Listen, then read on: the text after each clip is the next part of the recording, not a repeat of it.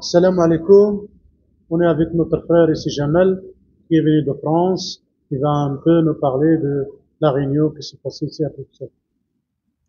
Salam alaikum, bonsoir. Jamal Lascar, membre de l'association franco-marocaine Amiens de Rive, qui est basée à Amiens, dans le nord de la France, enfin dans les Hauts-de-France et la région Picarde. Donc je suis heureux d'avoir participé à cette conférence qui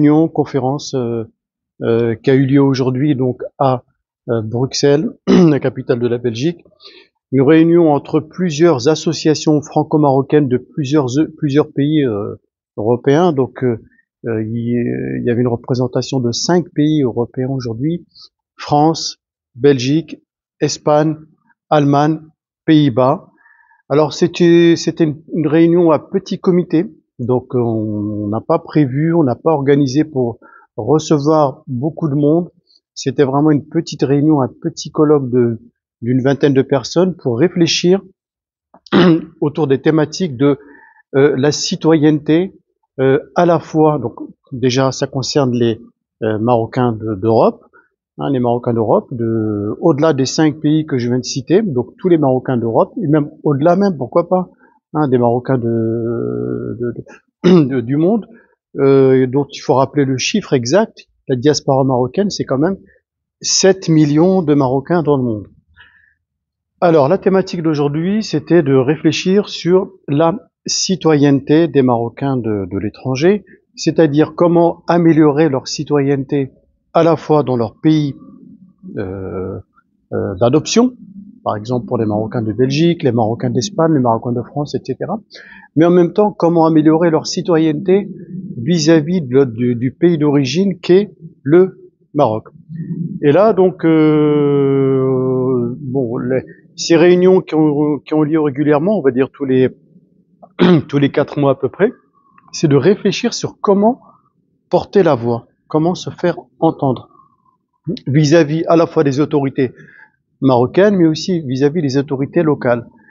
Et là, donc, on est en train de réfléchir sur comment fédérer des porte-voix, des porte-paroles, pour que la base, donc toutes les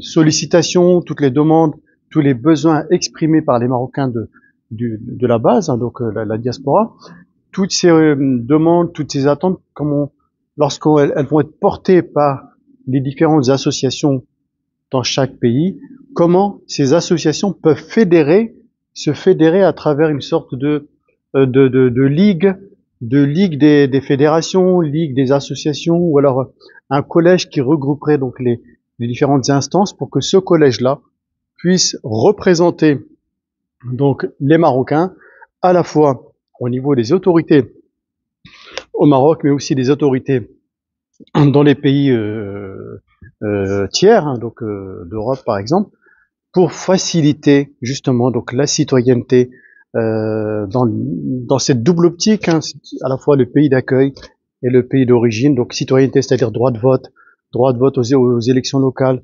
représentativité,